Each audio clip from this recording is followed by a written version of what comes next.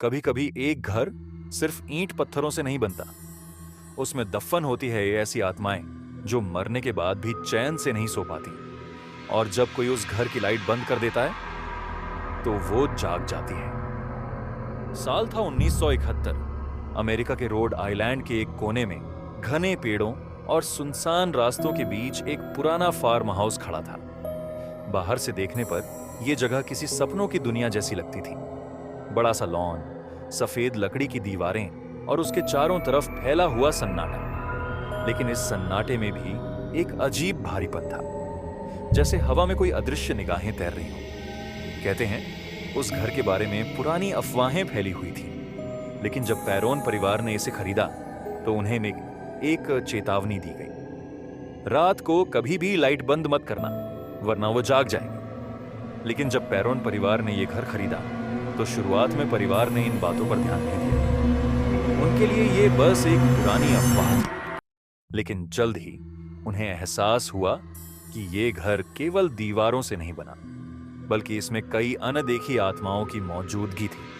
पैरोन family में 5 बेटियां थीं, एंड्रिया, नैन्सी, क्रिस्टीन, सिंडी और अप्रैल। बच्चों के लिए यह घर किसी जन्नत से कम नहीं था। खुला मैदान, खेलने के लिए बहुत जगह, पुराने लकड़ी के दरवाजों और सीढ़ियों में छुप छुप कर खेलने का मजा। लेकिन मां कैरोलिन पैरोन को पहले ही दिन एक अजीब बात महसूस हुई। घर के हर कमरे में मानो एक ठंडी सी नमी थी, जैसे दीवारों ने सदियों पुराना दर्द सोख रखा हो। शुरू में परिवार ने इन अजीब एहसासों को नजरअंदाज किया, मगर जल्द ही छोटे छोटे अजीब घटनाओं की झड़ी लगने लगी। शुरू में आत्माएं बच्चों को नुकसान नहीं पहुंचाती थीं, बल्कि जैसे कोई उनका ख्याल रख रहा हो। कभी रात में कंबल ओढ़ा देती, कभी खिलौनों को हिलाकर अपनी मौजूदगी जताती, कभी झाड़ू के पास धूल में अजीब निशान बना देती। बच्चियां डरने के बजाय इन्हें नाम देने लगीं, मैनी, जैसे ये उनके अदृश्य दोस्त हों। लेकिन ये तो बस शुरुआत थी। धीरे धीरे घर का माहौल बदलने लगा। हर रोज सुबह के ठीक 5:15 पर पूरे घर में एक अजीब बदबू फैल जाती। सड़ते हुए मांस जैसी गंध, इतनी तेज कि सांस लेना मुश्किल हो जाता।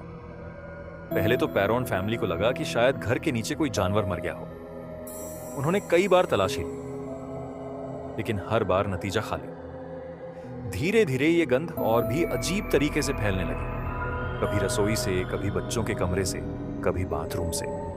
और सबसे डरावनी बात यह थी कि ये बदबू सिर्फ पैरोन फैमिली को महसूस होती थी। मेहमान आते तो उन्हें कुछ भी अजीब नजर नहीं आता। एक रात सबसे बड़ी बेटी एंड्रिया को नींद के बीच अचानक लगा कि दीवारों के पीछे कोई रो रहा है। धीरे धीरे वो रोना चीखों में बदल गया। उसने डरकर मां को जगाया। कैरोलिन ने कान लगाया और सचमुच दीवारों से दर्द भरी चीखें आ रही थीं। लेकिन जैसे ही उन्होंने बाकी परिवार को बुलाया, सब कुछ अचानक शांत हो गया। उस रात के बाद से घर की दीवारें जैसे जिंदा हो गईं। कभी हंसी की गूंज, कभी किसी के भागते कदमों की आवाज, कभी बच्चों की खिलखिलाहट। बच्चियों को अक्सर लगता कि कोई उन्हें घूर रहा है, खेलते समय, पढ़ते समय, यहां तक कि सोते समय भी। अप्रैल ने एक दिन मां से कहा, मां, वो आंटी फिर से मेरे कमरे में आई थी।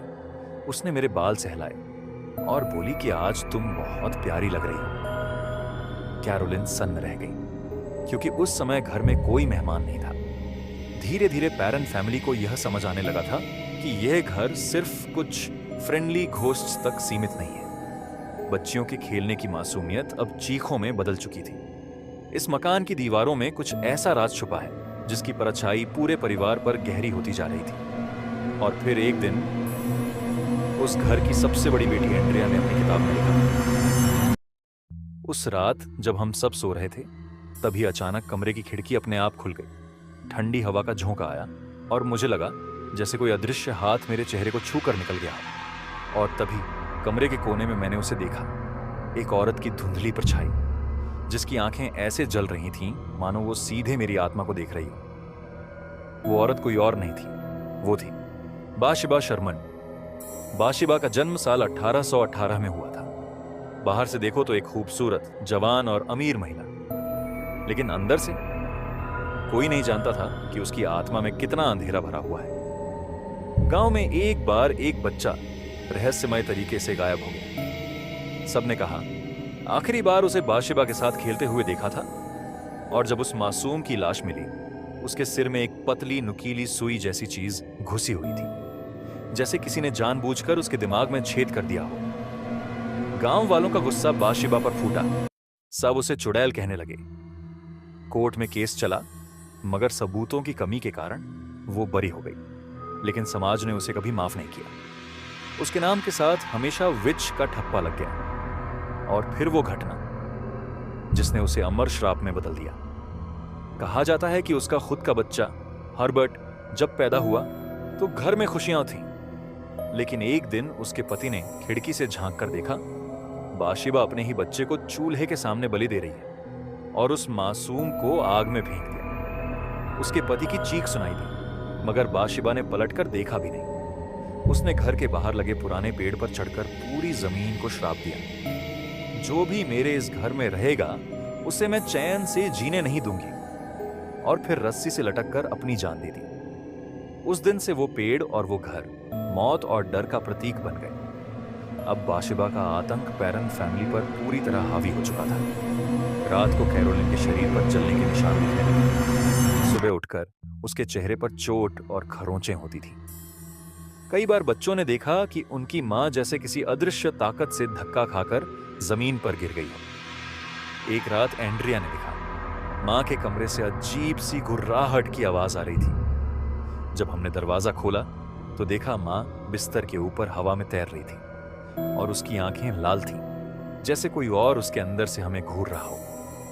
यह साफ था, कैरोलिन अब बाशिबा के कब्जे में जा रही थी। साल 1971 में एड और लॉरेन वॉरेन को बुलाया गया। वो मशहूर पैरानॉर्मल इन्वेस्टिगेटर्स थे। जैसे ही उन्होंने इस घर में कदम रखा, लॉरेन ने कांपती आवाज में कहा, यह कोई साधारण जगह नहीं है, यहां खुद नरक की एक आत्मा बंद है। उन्होंने पूरे स्टेट की हिस्ट्री खंगाली। हर एक मौत, हर एक आत्महत्या, हर एक रहस्यमयी घटना इस घर से जुड़ी थी, और हर धागा जाकर बाशिबा तक पहुंचता था। जैसे ही वॉरेंस ने क्लींजिंग शुरू की, holy water, prayers, Latin chants, घर बेकाबू हो गया। लाइट्स अपने आप फटने लगी, कुर्सियां हवा में उड़कर दीवारों से टकराई, खिड़कियां खुद टूटने लगी, और सबसे डरावना कैरोलिन की जुबान से आवाज आई, यह मेरा घर है, कोई मुझे यहां से नहीं निकाल सकता। उसकी आंखें पलट चुकी थीं, उसका शरीर अकड़कर कांप रहा था, और उसकी चीख पूरे बेसमेंट में गूंज रही थी। डी और लॉरेन ने तय किया कि अब तुरंत एक्सोर्सिज्म करना होगा। उन्होंने बेसमेंट में कैरोलिन को कुर्सी से बांधा। लॉरेन ने बाइबल खोला और जोर जोर से मंत्र पढ़ने लगी। तभी अचानक कमरे की छत से धूल और कीड़े गिरने लगे। दीवारों पर खून जैसे निशान उभर आए, और कैरोलिन की आंखें पूरी तरह काली हो गईं।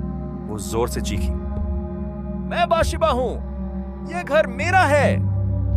कुर्सी जमीन से उठकर हवा में घूमने लगी। वॉरेंस लगातार प्रेयर्स पढ़ रहे थे, और बाकी फैमिली डर से सिमटकर दीवार से चिपकी खड़ी थी। कई घंटों की जद्दोजहद के बाद आखिरकार कैरोलिन शांत हो गई। ऐसा लगा जैसे बाशिबा ने उसका शरीर छोड़ दिया हो। एंड्रिया ने अपनी किताब में लिखा, लोग सोचते हैं कि उस रात सब खत्म हो गया, लेकिन सच्चाई यह है कि बाशिबा ने न तो हमारे घर को छोड़ा, न हमारी मां को। वो बस कुछ समय के लिए शांत हुई थी। वो अब भी वहां थी, और यही सच वॉरेंस भी जानते थे। लोग कहते हैं कि वॉरेंस ने उस रात पैरन फैमिली को बचा लिया, लेकिन सच ये है कि कुछ आत्माएं कभी पूरी तरह नहीं जाती। उस घर की हर ईंट, हर दीवार अब भी उस औरत की चीखों को समेटे हुए है। रात के सन्नाटे में अगर ध्यान से सुनो तो लगता है जैसे कोई फुसफुसा रहा हो, मैं यहां हूं, मैं कभी नहीं जाऊंगी। आज भी जो भी उस घर के दरवाजे पर कदम रखता है, उसे लगता है जैसे अदृश्य आंखें उसे घूर रही हैं। कभी खिड़की के पर्दे अपने आप हिल जाते हैं, कभी पुराने पेड़ से रस्सी के झूलने की आवाज आती है। अगर आपको ये कहानी पसंद आई तो वीडियो को लाइक और शेयर जरूर करें, और ऐसी ही डरावनी कहानियों के लिए चैनल को सब्सक्राइब करना मत भूलिएगा।